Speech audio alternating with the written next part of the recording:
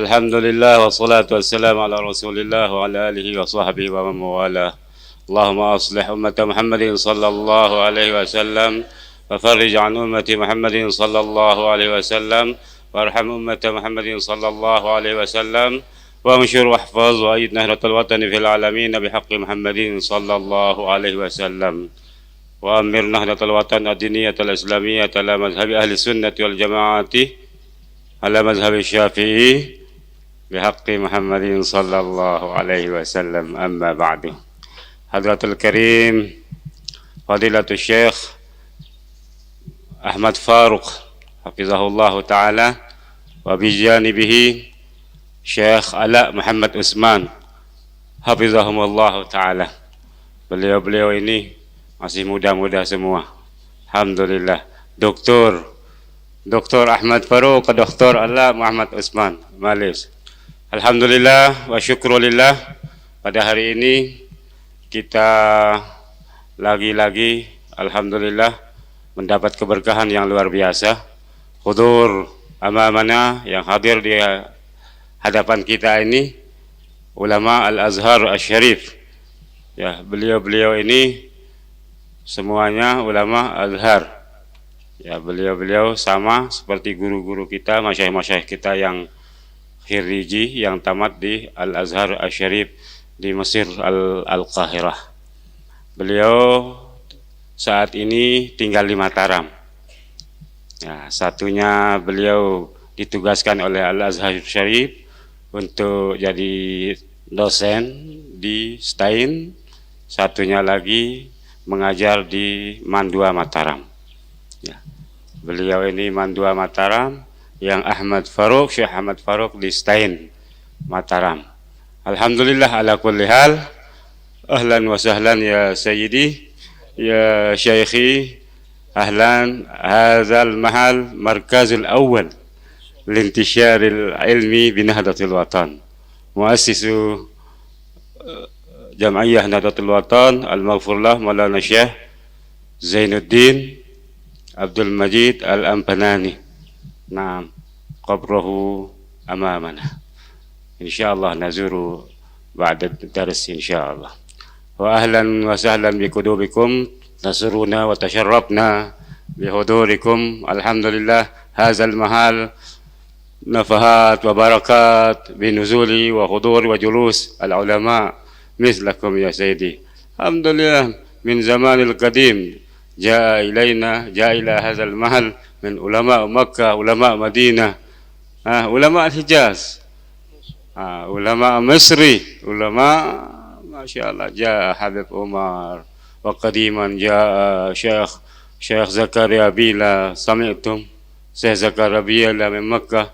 وكمان جاء شيخ ياسين الفداني، هو مسنين الدنيا، مسنين الدنيا. جاء شيخ إسماعيل وغيرهم من العلماء العاملين والأولياء العارفين النازلين والجالسين في هذا المحل إن شاء الله، معهم بركات ونفحات من الله سبحانه وتعالى ببركة حضورهم وحضوركم أجمعين.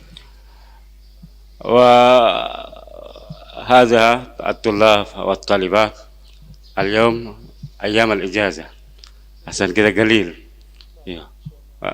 أما أيام الدراسة جاء عندنا 2000 طلاب والطالبات، عندنا 2000 من الطلاب، لا أكثر من 2000 الطلاب. والطلاب والطالب في جامع من مرحلة روضة الأطفال وثانوية عالية جامعة، هنا كلها أكثر من 10,000 طلاب والطالبات ما شاء الله. نعم سيدي، هذا مني، أهلا وسهلا بكم. فرحنا لا نتصور بحضوركم إن شاء الله. فجزاكم الله خيرا كثيرا، جزاكم الله على فرصتكم الثمينة وعلى زيارتكم لهذا المعهد ولهذا المحل. ندعو الله تعالى أن يجمعنا من الدنيا إلى الآخرة.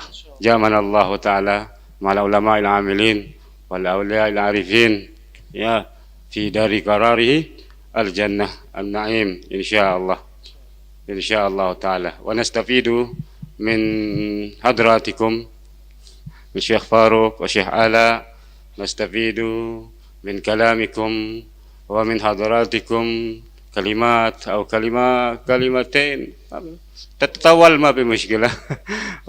ساعة واحدة أو ساعتين ya 1 jam 2 jam lah Bapak ya, masalah ya insyaallah. Nafanallahu ta'ala bi'ulumikum wa lima syaikhina fid daraini amin. Wa al-waqtu mufawwad ilaikum.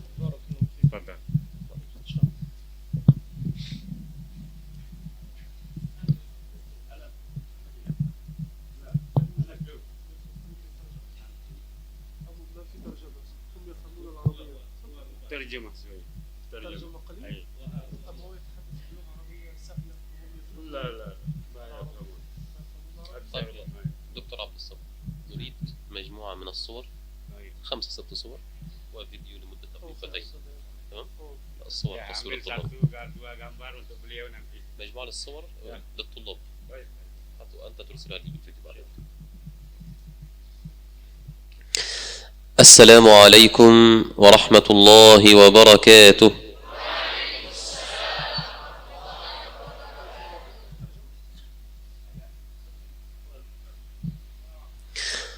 بسم الله الرحمن الرحيم.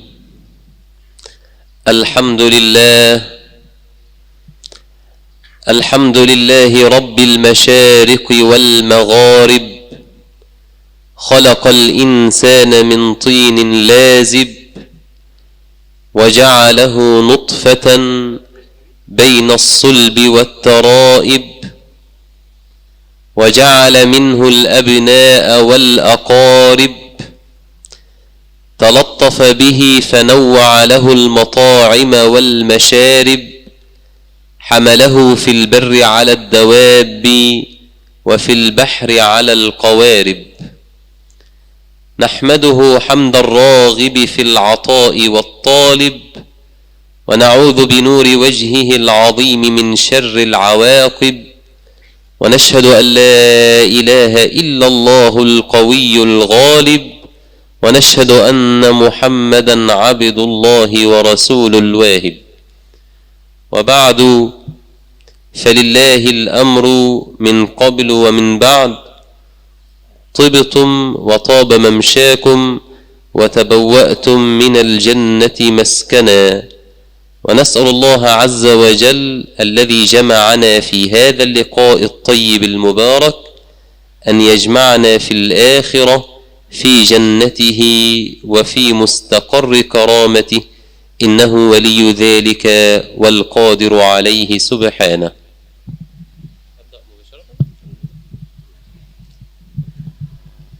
Assalamualaikum warahmatullahi wabarakatuh. Jadi saya tidak bisa menerjemahkan mukadimahnya yang tadi, karena mukadimahnya beliau, kalimat-kalimatnya terus terang ya jarang-jarang kita dengar. Jadi setelah beliau mengucapkan alhamdulillah wassalatu ala nabi sallallahu alaihi wasallam, beliau berdoa untuk kita semua. Mudah-mudahan Allah subhanahu wa ta'ala mengumpulkan kita sebagaimana hari ini Allah kumpulkan kita bersama di tempat ini. Allah kumpulkan kita juga nanti di akhirat di surganya Allah subhanahu wa ta'ala.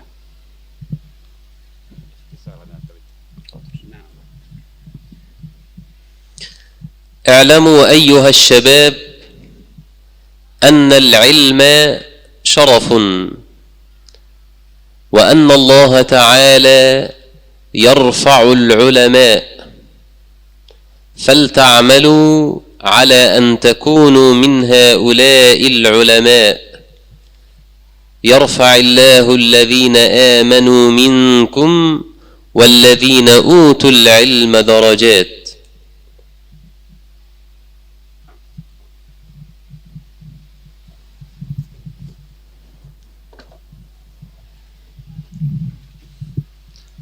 ilmu itu adalah sebuah kemuliaan. Allah memuliakan orang yang menuntut ilmu. Allah yang memuliakan orang yang berilmu. Allah yang memuliakan ahli ilmu. Di dalam Al-Quran juga Allah subhanahu wa ta'ala mengungkapkan kelebihan dan fadilah orang yang berilmu, bahwa derajatnya dilebihkan dari orang-orang yang beriman. Yarfa'illahu alladhina amanu minkum walladzina utul ilma darajat. Allah subhanahu wa ta'ala mengangkat orang-orang yang beriman di antara kamu dan melebihkan, mengangkat derajat orang yang berilmu di antara kalian.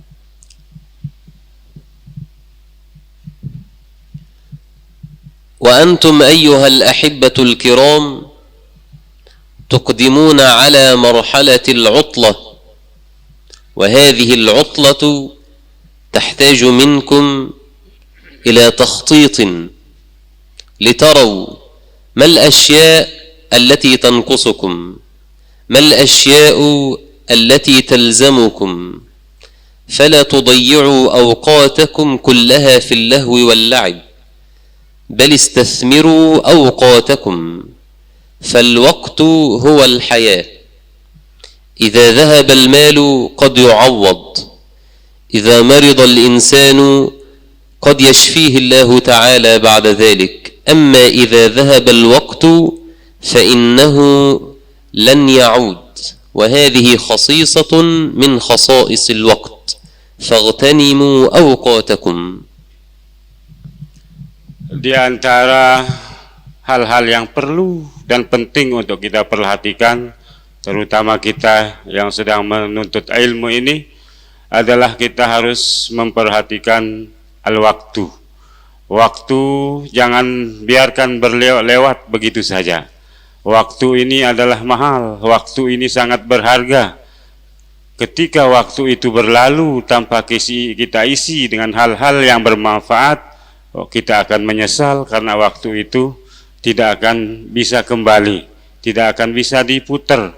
Maka igtanim, perhatikan, ya, rasakan, nikmati, dan isi waktu masa belajar kita ini dengan sebaik-baiknya, dengan kasratul mutalaah, banyak mutalaah, banyak membaca, banyak belajar, banyak mengaji, banyak muzakarah dan sebagainya. Yang jelas jangan sampai kalian kosongkan dan luangkan waktu ini untuk hal-hal yang tidak bermanfaat. ومن أفضل ما يغتنم به الوقت هو تلاوة القرآن الكريم ومراجعته في الذهاب والإياب. ليس شرطا أن تحدد لنفسك موعدا محددا لمراجعة القرآن، بل اجعل القرآن الكريم رفيقا لك. وأنا أعلم أناسا أميين لا يعرفون القراءة والكتابة وحفظوا القرآن الكريم كله من سماعه من المذياع، بارك الله فيهم، جعلوا القرآن رفيقهم. فليكن هذا منهجك في الحياة، فهو منهج عملي طيب ليرافقك القرآن، تأخذه معك وأنت ذاهب إلى المعهد، وأنت عائد تتلو، وأنت ذاهب وأنت عائد، وتراجع كثيرا، يثبت في عقلك ويكون لك منهج حياة تسير به حتى تحظى بقبول الله عز وجل وبتوفيقه.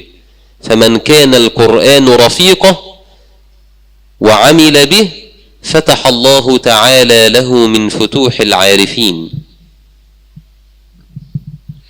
Di antara hal-hal yang terbaik untuk kita mengisi waktu-waktu ini adalah kita isi dengan Al-Quran.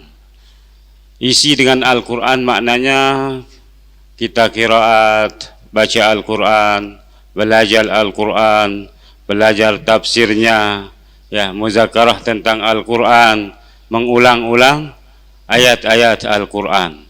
Karena siapa yang mulazamah dengan Al-Quran, senang dengan Al-Quran, Allah juga akan senang kepadanya. Dari dunia sampai akhirat, Allah akan memuliakan orang yang berinteraksi dengan Al-Quran, baik itu dengan membacanya, memahaminya, apalagi bisa dengan mengamalkan Al-Quran. Di akhirat nanti Al-Quran ini akan menemani kita, dari dunia, akan menemani kita dalam kubur, akan menemani kita, mengantarkan kita sampai ke surganya Allah Subhanahu wa ta'ala.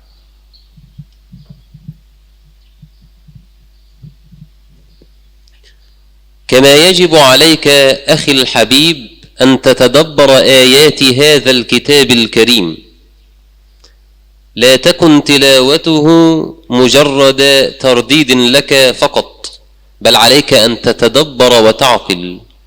وهذا يتطلب منك أن تقرأ في معاني القرآن الكريم، وأن تقرأ في ترجمة القرآن الكريم حتى تفهم ما المقصود بهذه الأساليب. فقد تجد كلمة في القرآن الكريم ويقصد بها عكس معناها تماما، فهذا يحتاج منك إلى بحث في التفاسير، ويحتاج منك إلى بحث في معاني القرآن الكريم وفي غريب القرآن الكريم. الأمر يفتح لك أبوابا كثيرة، وهذا يقودك إلى مصاف العلماء، فهم ما بدأوا إلا بذلك، خطوة فخطوة ينتقلون من هذه إلى تلك حتى يصلوا بإذن الله عز وجل إلى مراد الله تعالى لهم. قال الله عز وجل: إن الساعة آتية أكاد أخفيها لتجزى كل نفس بما تسعى. يرى بعض العلماء أن المقصود بكلمة أخفيها أي أظهرها، الكلمة يقصد بها مضاد معناها، فكيف لنا أن نفهم هذا ونحن نقرأ القرآن الكريم هكذا؟ إن ذلك يتطلب منا بحثا ودراسة وقراءة وغير ذلك كثير. Yang terpenting lagi ketika kita membuka Al-Quran, selain kita membaca ayat demi ayat, tapi yang lebih penting dari itu adalah kita mentadaburkan.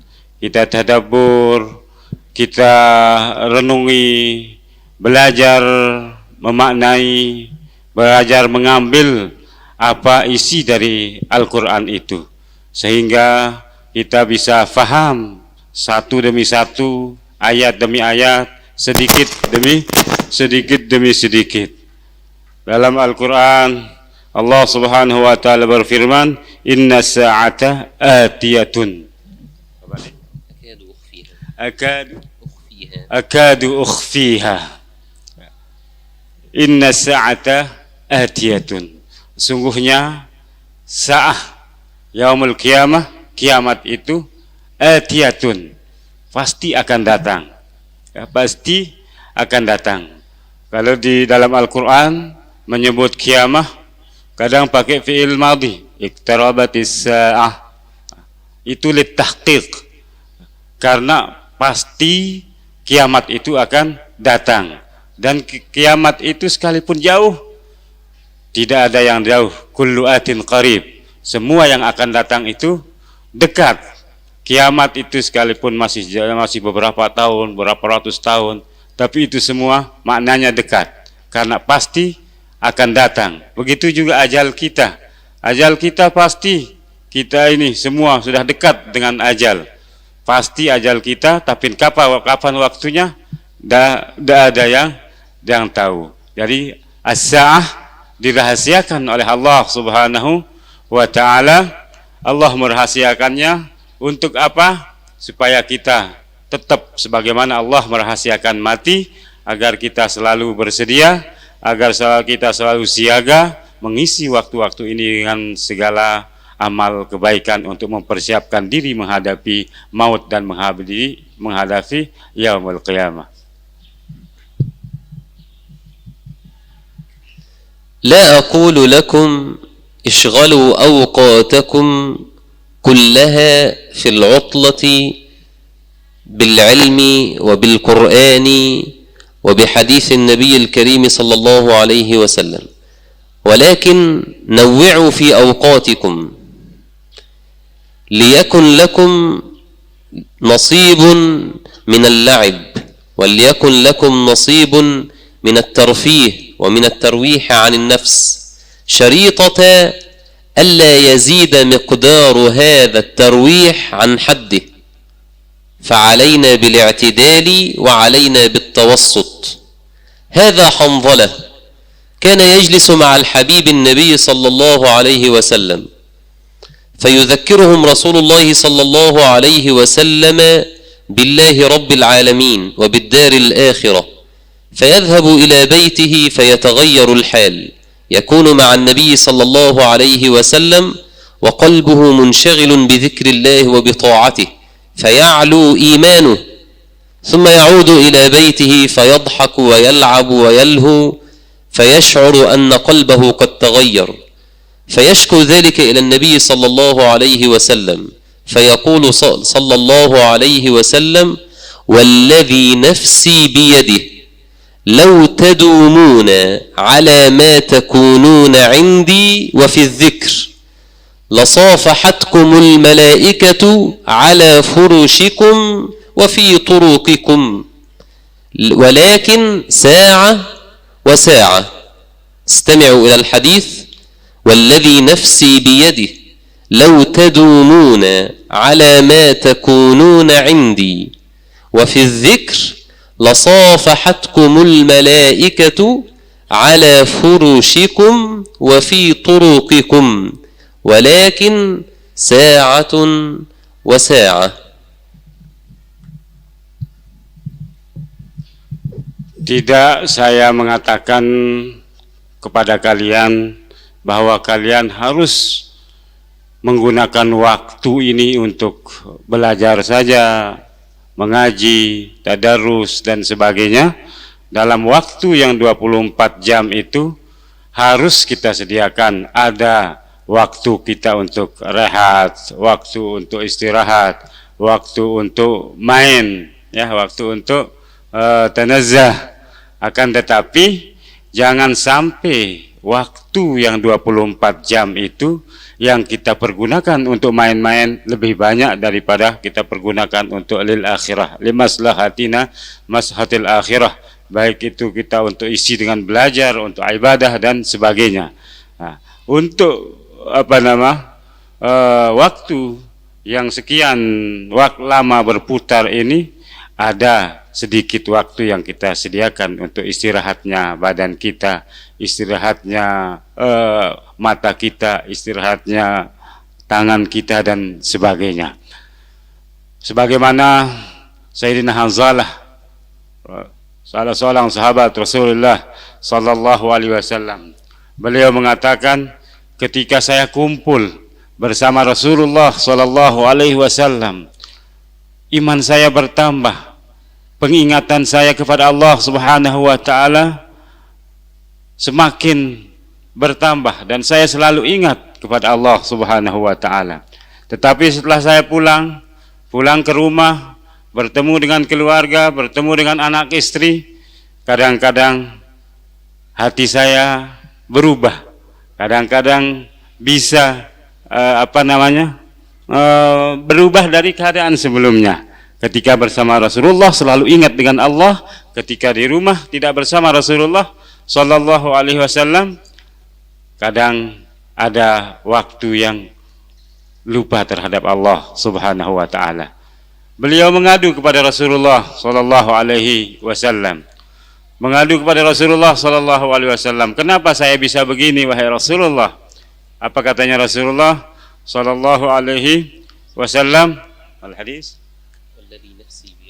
wallazi nafsi biyadi, demi Allah, ya, yang jiwaku ada pada kekuasaannya, ada padanya. Seandainya engkau wahai Hanzalah, engkau istiqamah, engkau terus menerus berada di sisiku, berada bersamaku, melakukan apa yang aku lakukan, mengamalkan apa yang kamu amalkan, la safahatkumul malaikah, niscaya akan menemanimu, akan safahmu, akan menyalamimu oleh para malaikat di tempat tidurmu, di kamarmu, di manapun kau berada. Malaikat akan selalu bersamamu, malaikat akan selalu mendoakanmu, malaikat akan terus tidak akan meninggalkan dirimu.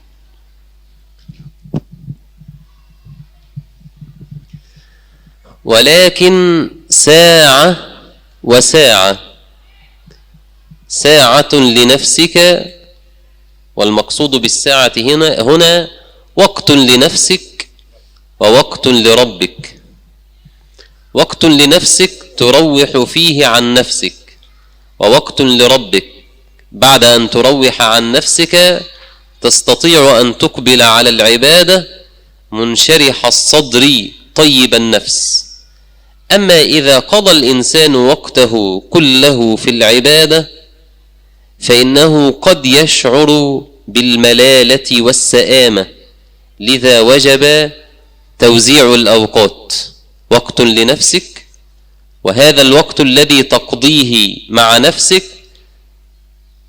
تذكر جيدا فيه أن الله تعالى مطلع عليك، فلا تشغله فيما يضرك أو في معصية الله عز وجل، فإن فعلت فاستغفر في الحال وعد، ثم اذهب لوقت ربك فأقبل على الله عز وجل مستغفرا مصليا ساجدا منفقا.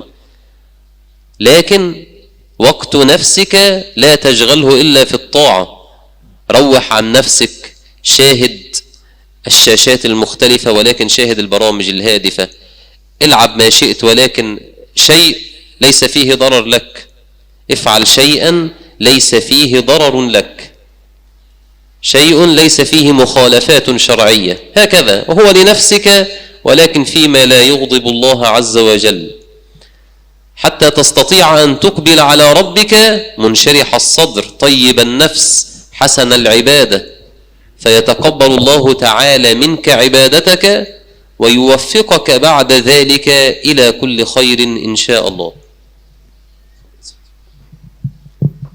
Kita dalam kehidupan ini tidak dituntut untuk mempergunakan semua waktu untuk ibadah kepada Allah Subhanahu wa taala.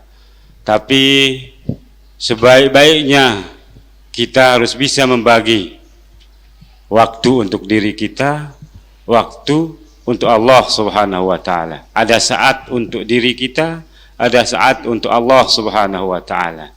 Yang kami maksudkan saat atau waktu-waktu untuk Allah Subhanahu wa taala adalah saat-saat kita melakukan semua perintah-perintah Allah Subhanahu wa taala.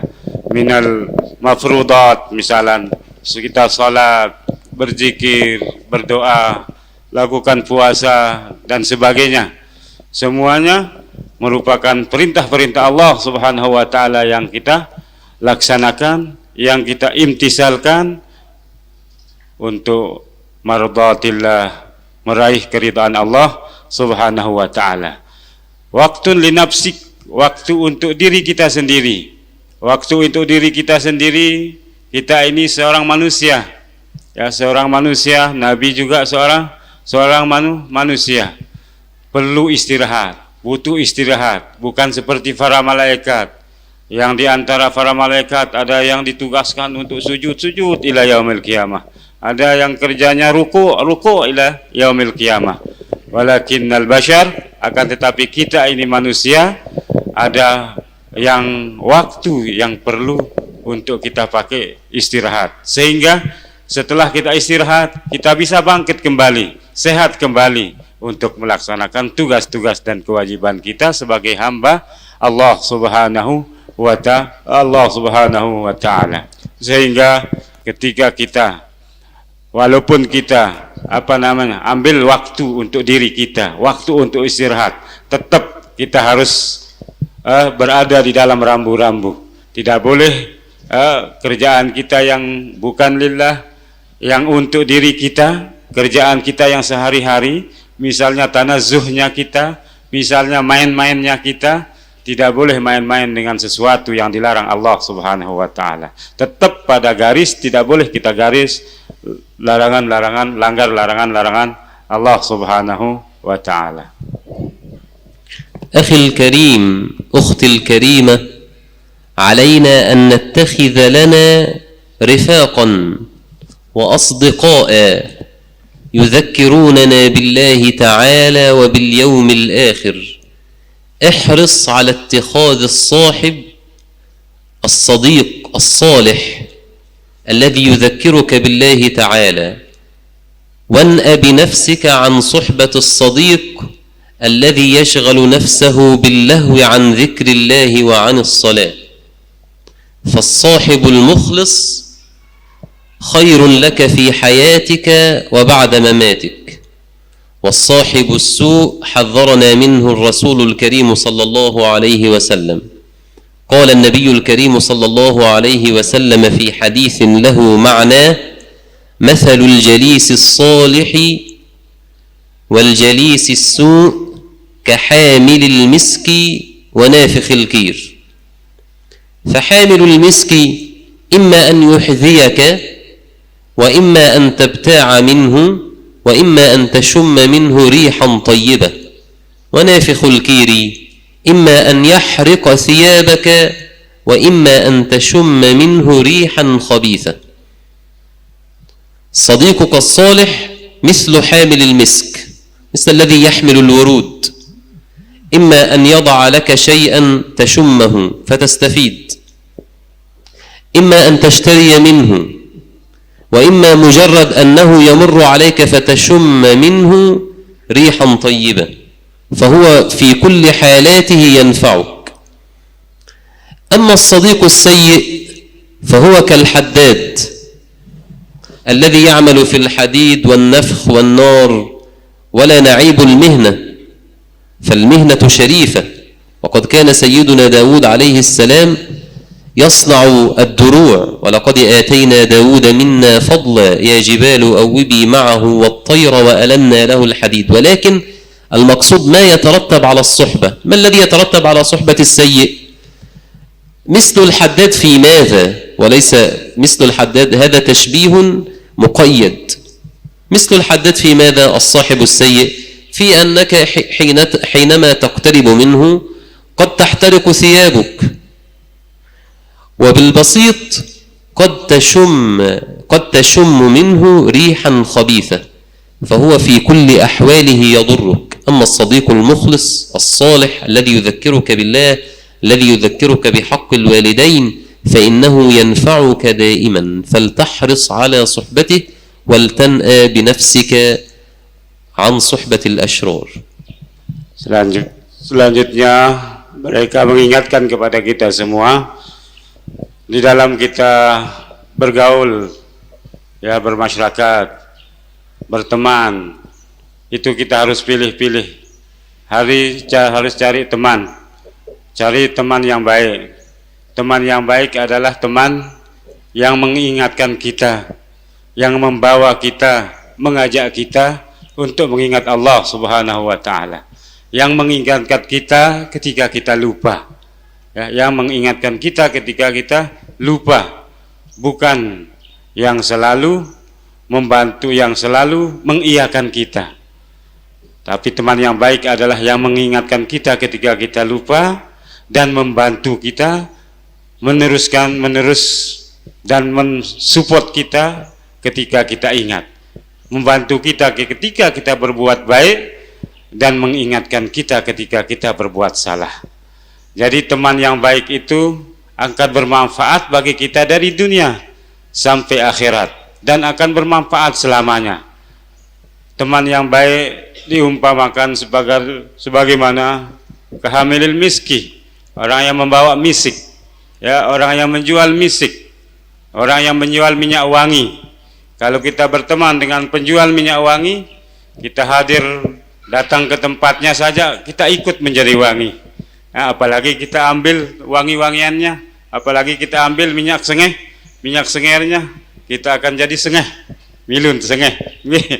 Kemudian kalau perumpamaan teman yang teman yang jelek, teman yang tidak baik, kal haddad, seperti tukang besi, seperti tukang las, ya, seperti tukang las. Ketika kita berteman, sekalipun kita tidak terkena, kalau kita berada di haulanya, di sekitarnya, kita akan pasti terpercit, akan pasti terkena. Dan kita juga, para ulama, ya, menyuruh kita ketika kita mencari teman, lihat dulu siapa temannya, lihat dulu siapa temannya bergaul, siapa temannya bermain, siapa temannya belajar. Jadi lihat teman, lihat siapa temannya bergaul. Maka almar'u ma'aman ahab, setiap orang itu bersama orang yang dicintainya, dan setiap orang akan sama dengan orang-orang tempatnya, sesamanya bergaul. Maka usahakan kalau kita mencari kawan, mencari sahabat, usahakan cari sahabat yang mengingatkan kita kepada Allah ketika kita lupa, dan membantu kita untuk mengingat Allah, membantu kita melakukan kebaikan, membantu kita belajar ketika kita belajar. Nah. عليك أخي الحبيب أن تكون إيجابيا في بيتك. عليك أختي الكريمة أن تكوني إيجابية في بيتك، فلا يكون أبوك كبيرا مثلا، ولا تكون أمك مريضة وأنت جالس تنتظر الخدمة.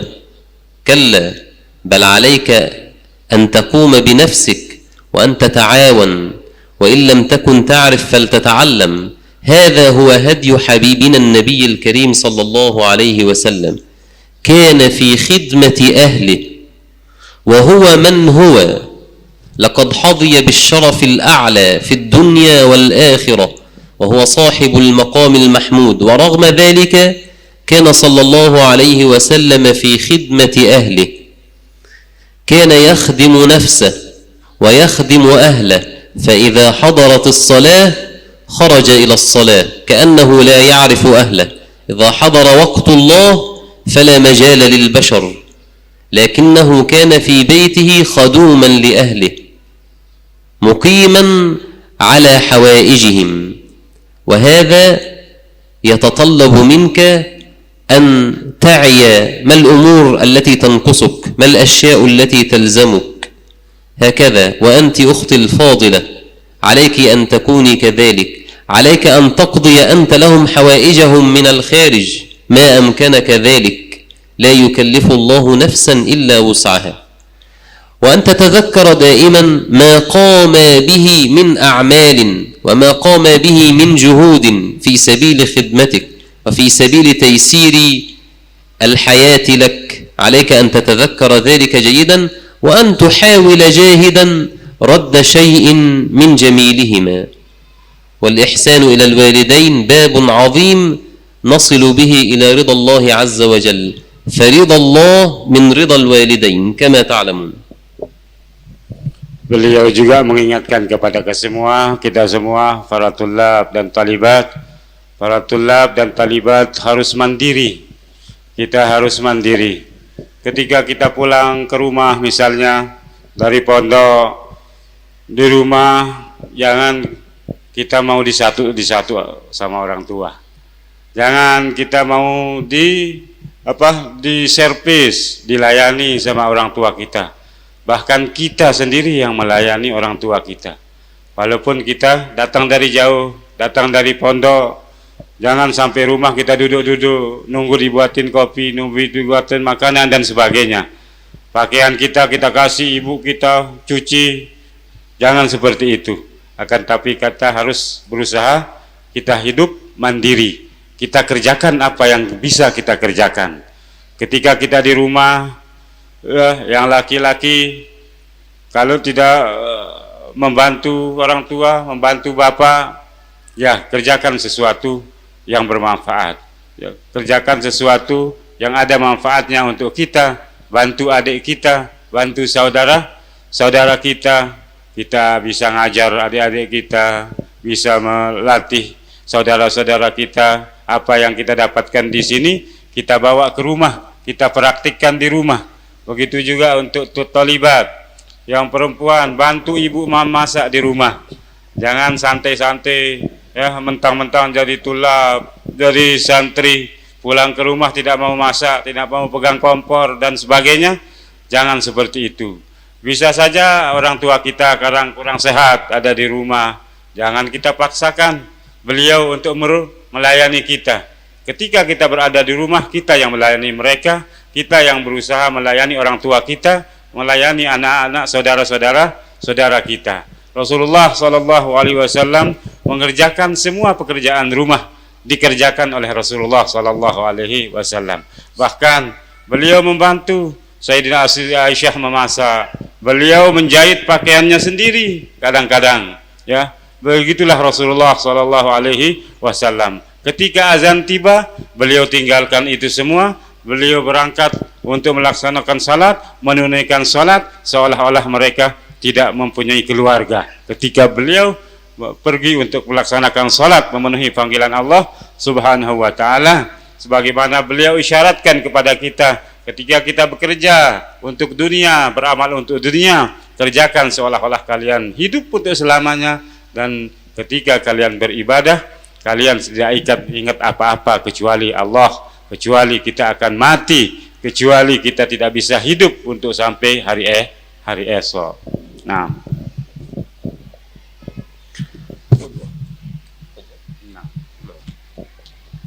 كما عليك أخي الحبيب أختي الكريمة أن تتخذ من الرسول صلى الله عليه وسلم ومن صحابته الكرام قدوة حسنة وأسوة طيبة لكم في حياتكم. فالرسول صلى الله عليه وسلم قد أوذي كثيرا حتى يصل إلينا هذا الدين، وقد أوذي صحابته الكرام إيذاء بالغا حتى وصل إلينا هذا الدين غضا طريا. فلنحمد الله عز وجل على ذلك، ولنتخذ منهم مثلا أعلى. فقد دمي جسده الشريف صلى الله عليه وسلم، وكسرت رباعيته، وسمع من الكلام ما يكره، ولقي على جسده من الأذى ما لقي، وسمع ورأى وتحمل ما لم يتحمله بشر، وكذلك صحابته الكرام. والمواقف كثيرة وأنتم تعلمون كثيرا، ولكن ما كان منهم إلا الصبر وإلا التحمل من أجل أن يصل إلينا هذا الدين، فهم خير قدوة لنا في هذه الحياة. عليك ألا تقتدي بالغرب بأن تولع بالتقليد وبالموضة وبالتكبر على النصائح وبعدم الاستماع لمن هو أكبر منك. عليك أن تلقي هذا كله وراء ظهرك، وأن تستمع إلى تعليمات وتوجيهات حبيبك النبي، وأن تستمع إلى تعليمات وتوجيهات أصحاب النبي. لقد كان لكم في رسول الله أسوة حسنة لمن كان يرجو الله واليوم الآخر وذكر الله كثيرا. Kemudian beliau melanjutkan dan mengingatkan kepada kita semua bahwa yang kita jadikan sebagai qudwah, yang kita jadikan sebagai ikutan, yang kita jadikan sebagai idola adalah baginda Nabi SAW. Beliau sudah mencontohkan kepada kita berbagai macam hal.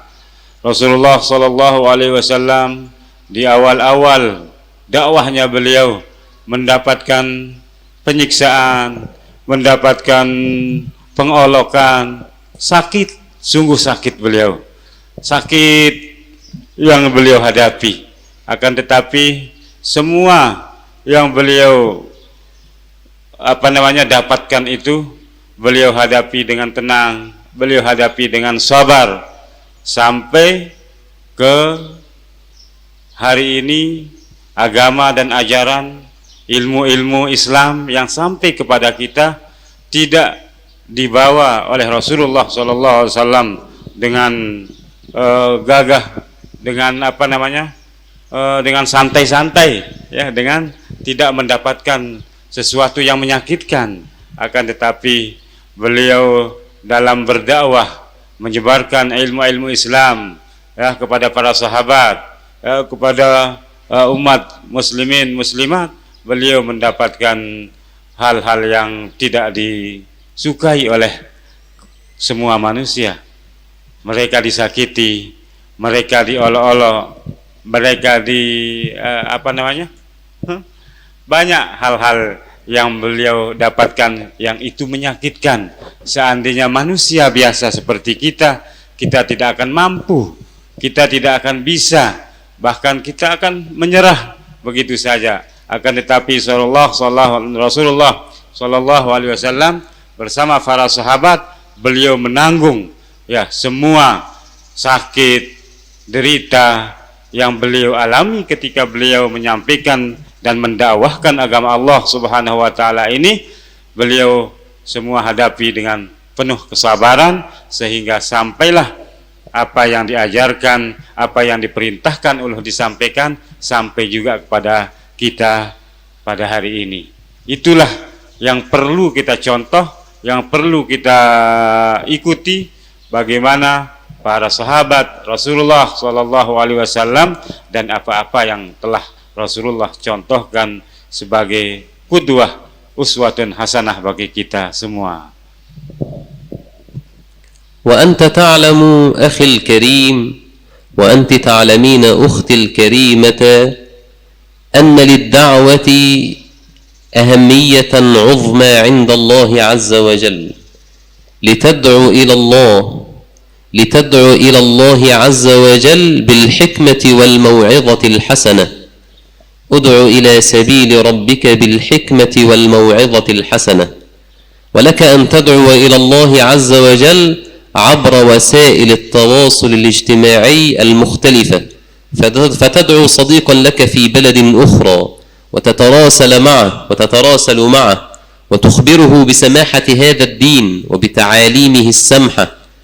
ولك أن تستعمل هذه الوسائل في طاعة الله عز وجل وفي الأمر بالمعروف وفي النهي عن المنكر.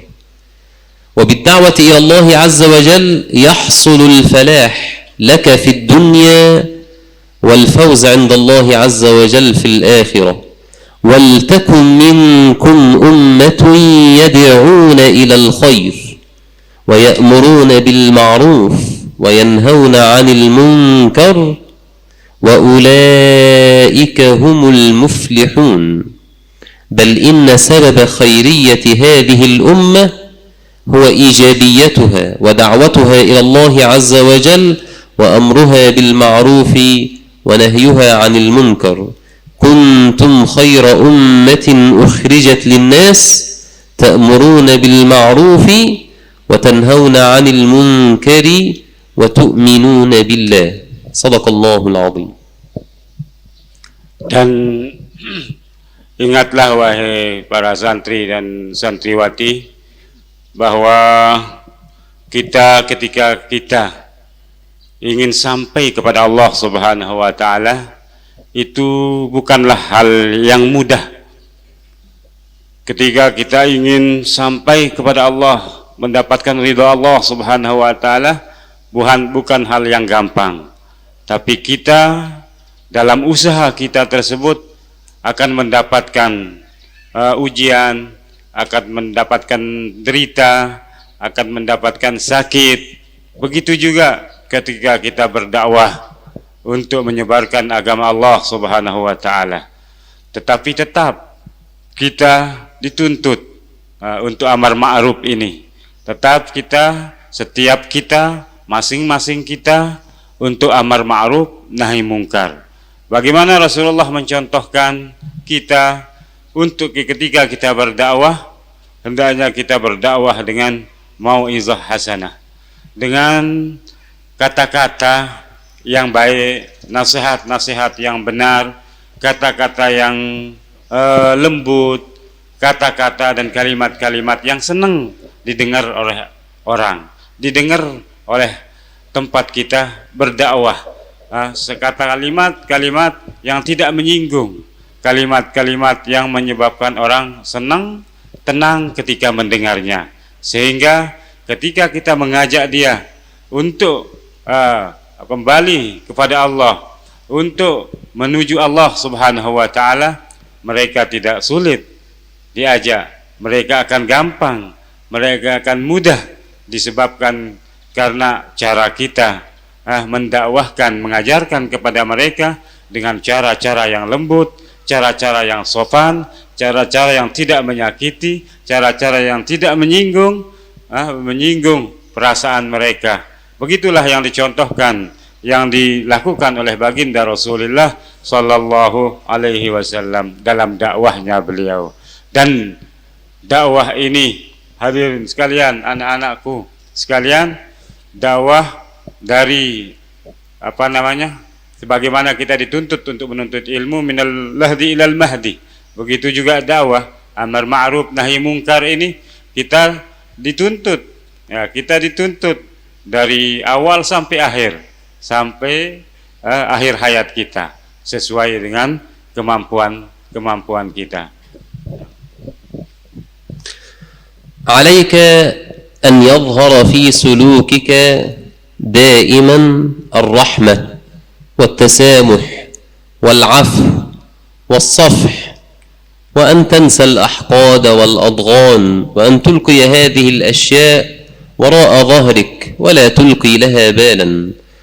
كذلك عليك في دعوتك إلى الله عز وجل بالسماحة والعفو والصفح، وليكن إمامك في ذلك هو سيدنا الحبيب المصطفى صلى الله عليه وسلم. فما استطاع نشر رسالة ربه بعد توفيق الله عز وجل إلا بالسماحة وبحسن الخلق وبلين القول، مصداقا لقول الله عز وجل: فبما رحمة من الله لنت لهم ولو كنت فظا غليظ القلب لانفضوا من حولك فاعف عنهم واستغفر لهم وشاورهم في الأمر.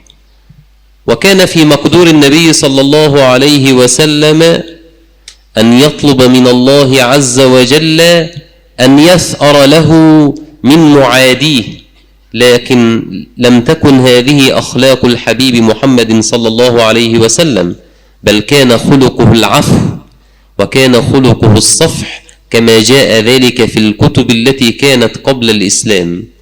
قال الله عز وجل: وجزاء سيئة سيئة مثلها فمن عفا وأصلح فأجره على الله إنه لا يحب الظالمين.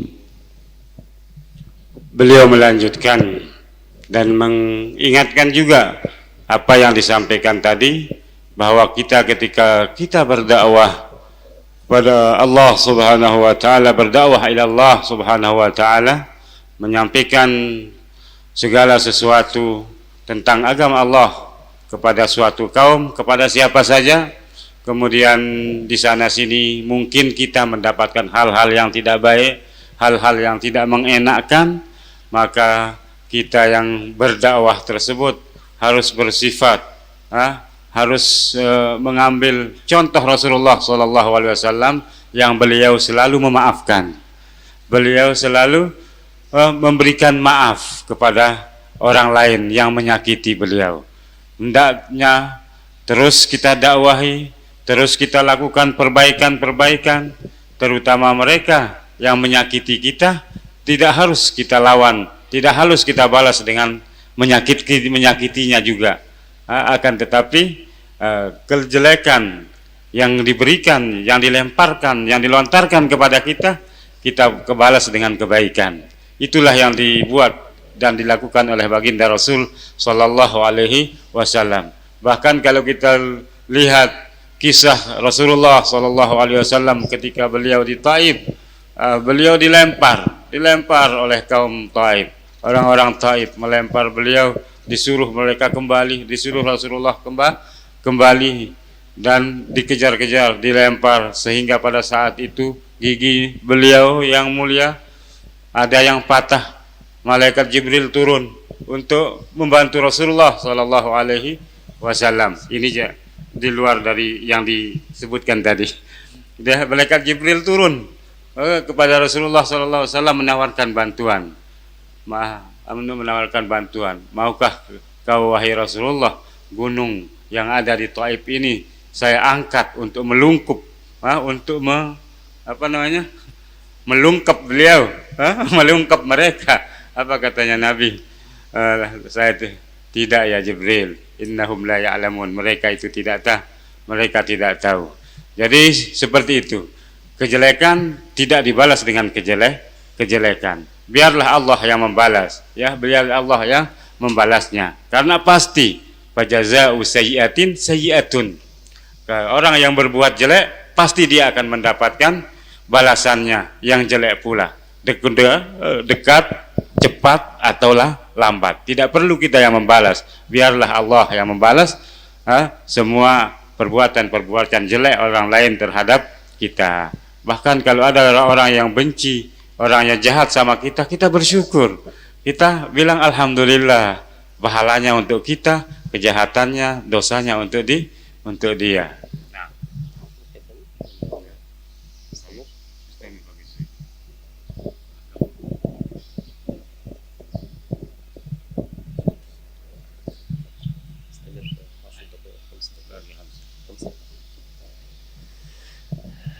ولنشر المحبة بين الناس طرق عديدة. اسعى أولا إلى محبة الله عز وجل، فإذا أحبك الله عز وجل أحبك الناس.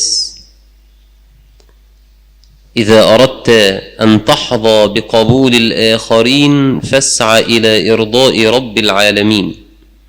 افعل ما يرضيه يزرع حب الآخرين لك، مصداقا لحديث الحبيب النبي صلى الله عليه وسلم الذي معناه إن الله إذا أحب عبدا نادى جبريل يا جبريل إني أحب فلانا هذا فأحبه، فيحبه جبريل، فإذا أحبه جبريل نادى في أهل السماء يا أهل السماء إن الله يحب فلانا هذا فأحبوه، فيحبه أهل السماء، ثم يوضع له القبول في الأرض.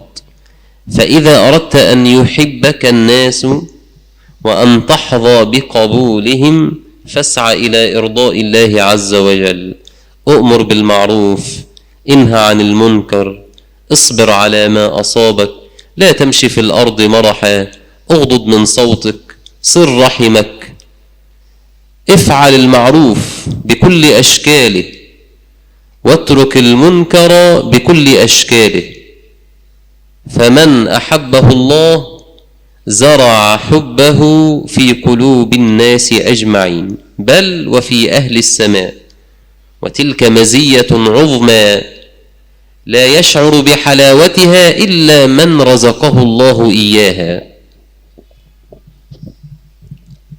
Ketika kita ingin orang-orang mencintai kita, orang senang kepada kita, kita harus melewati jalan. Di antaranya kita harus mencintai Allah Subhanahu wa Ta'ala.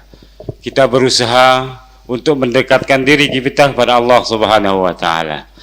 Ketika kita cinta kepada Allah Subhanahu wa Ta'ala dan Allah mencintai kita, maka Allah Subhanahu wa Ta'ala akan menjadikan hati-hati manusia, kulubnya manusia akan cinta kepada kita, akan merunduk kepada kita semua. Allah Subhanahu wa Ta'ala ketika cinta kepada kaum, ketika cinta kepada umat, Allah Subhanahu wa Ta'ala memberitahukan, memanggil para malaikatnya. Allah memanggil Jibril, wahai Jibril, saya cinta kepada si fulan, fa'ahibbuhu, maka cintai dia. Saya cinta, senang kepada si fulan, maka senangi dia. Itulah perintah Allah Subhanahu wa Ta'ala kepada para malaikat, kemudian dia membanggakan dirinya kepada para malaikat, turunkan dan kabulkan semua permohonan-permohonan manusia.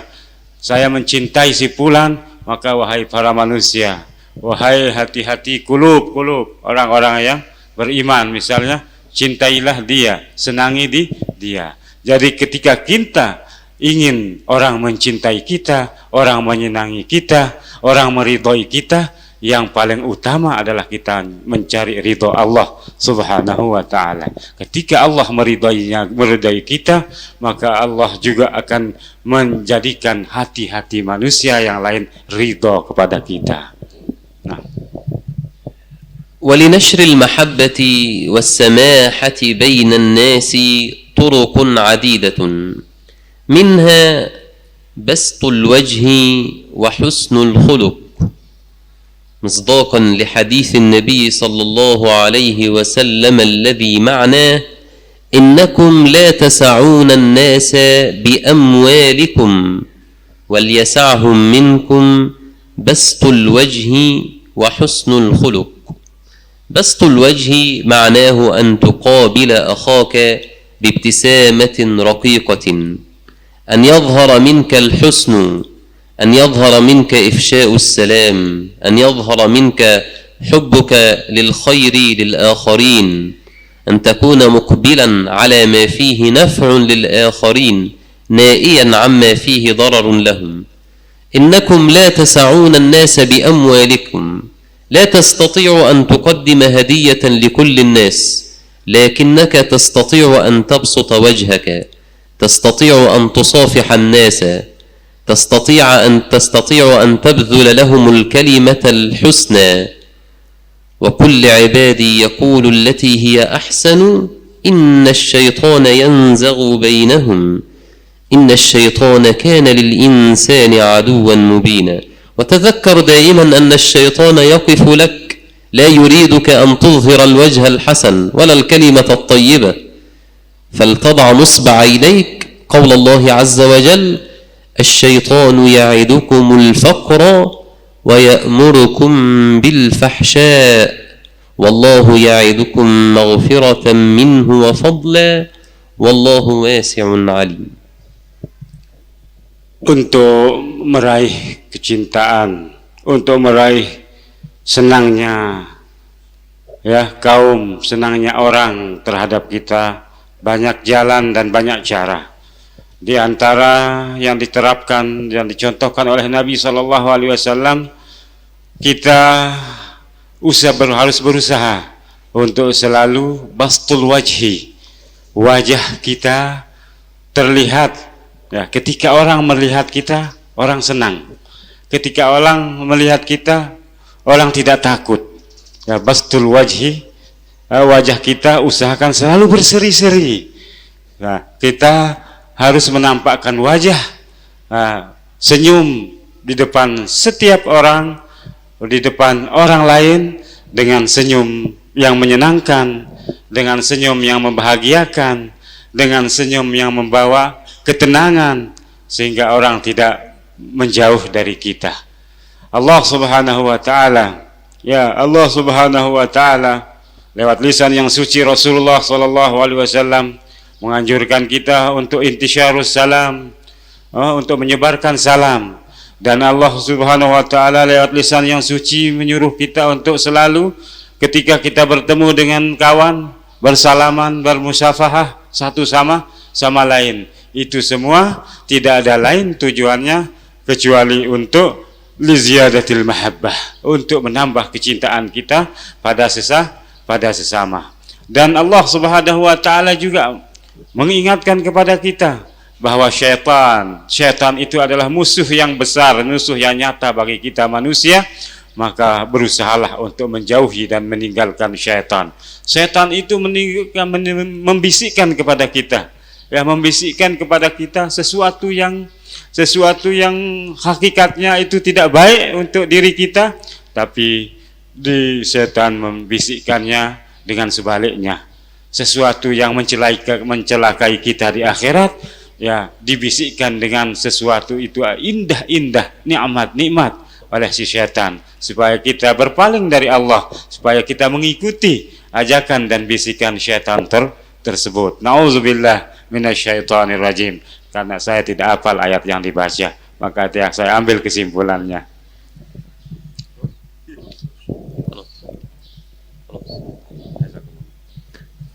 نسأل الله عز وجل أن يبارك فيكم وأن يرزقكم العلم النافع وأن يرزقكم الصحبة الصالحة وأن يجعلكم من أهل القرآن وأن يبارك في أوقاتكم وأن يجعلكم من الذاكرين الشاكرين المستغفرين وأن تكونوا قدوة لغيركم في مستقبل أيامكم.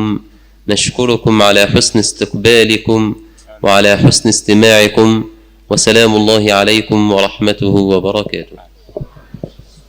Beliau menutup dengan mendoakan kita semua, mudah-mudahan kita mendapatkan ilmu yang bermanfaat, mudah-mudahan ilmu kita barokah, mudah-mudahan kita mendapatkan ilmu barokah dari ulama-ulama yang sudah mengajarkan kita ataupun ulama-ulama semua yang ada di alam semesta ini. Kemudian semoga kita bisa mencari sahabat, mencari teman yang baik seperti yang disebutkan tadi. Teman yang baik adalah teman yang bisa mendekatkan kita kepada Allah Subhanahu wa ta'ala. Terima kasih banyak atas perhatian kita semua. Wa jazakumullah khairan katsira. Mohon maaf atas segala kekurangan dan banyak sekali kurangnya dalam terjemahan ini. Karena saya mengambil ikhtisar, ya, mengambil ringkas-ringkasnya. Karena beliau menyampaikan apa yang ada di kepalanya beliau luar biasa, seperti beliau membaca monita juga temikir dulu, ulah tengindang-indang dulu. Beliau masya Allah itulah orang Arab, lahirnya di Arab, langan berun sugul, langan berun sugul. Beliau bahasa Arab, beliau bahasa Al-Quran, sehingga melafazkan Al-Quran, hadis dan kalamnya setiap waktu, setiap hari, fasihnya luar biasa.